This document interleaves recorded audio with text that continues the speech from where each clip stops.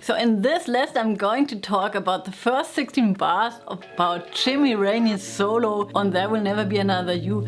It's actually not a solo, he's playing the theme, but he's playing two super cool fill-ins that I just couldn't leave by the roadside. And I'm going to show you what I mean. I'm going to dissect those two very small licks and fool around with them. You can do a lot with them, they sound really cool and they're not so hard to play. So I play the theme for you with a fill-in.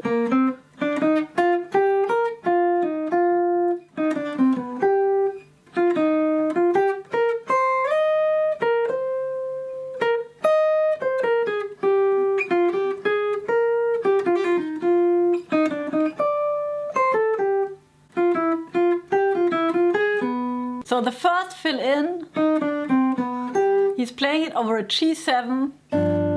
So you approach the 5 chromatically from above, the 3rd chromatically from above, and then you play the root.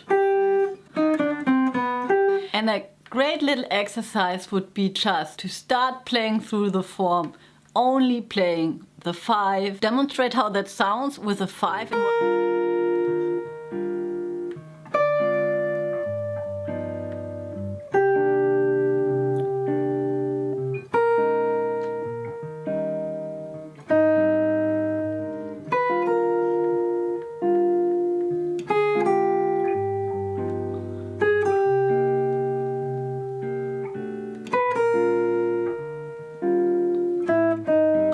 I'm going to approach the 3 chromatically from above, and then I'm going to try to play the root of the chord, and then we're going to have the interval of a 6 between the 3rd of the chord and the root of the chord. So the 6 is a very strong emotional interval. For example, like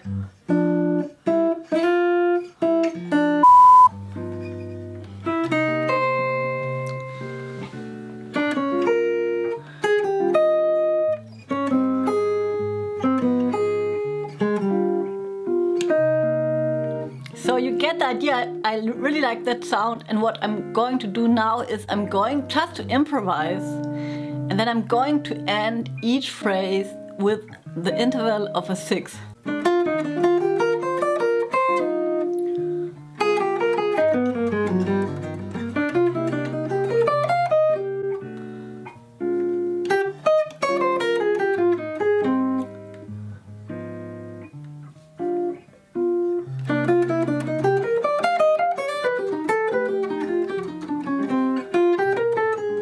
This is another really nice thing that you can do.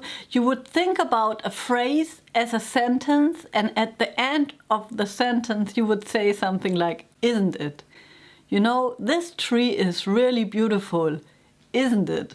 And that's what you would try to play on your instrument, like a line.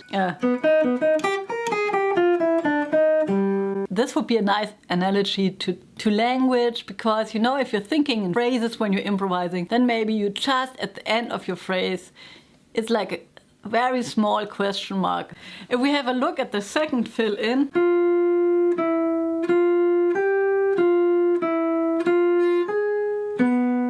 I like to call it the lick of the narcissistic note. This is the narcissistic note because it's always returning to this note.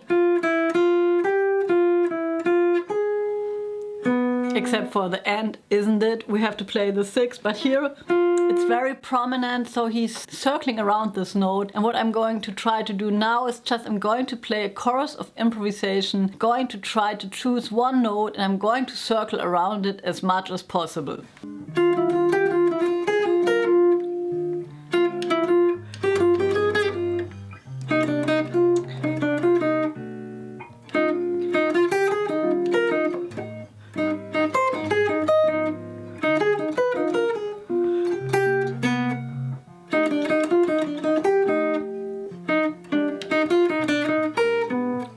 If we analyze those notes, we could also be thinking that he's using kind of a half note, whole note scale. And that means, of course, that we could play that same lick over 4 other chords. So you would shift the dominant 7th chord you're using in minor thirds, like.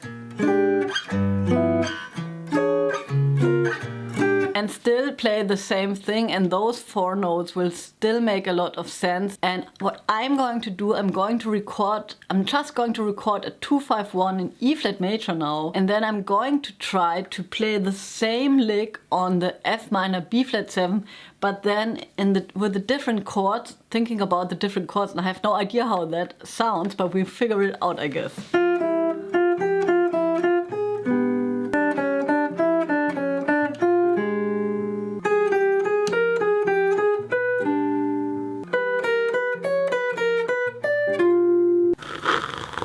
If you're new to this channel, I'm Tina. There's an improvisation on Wednesday and a lesson on Sundays.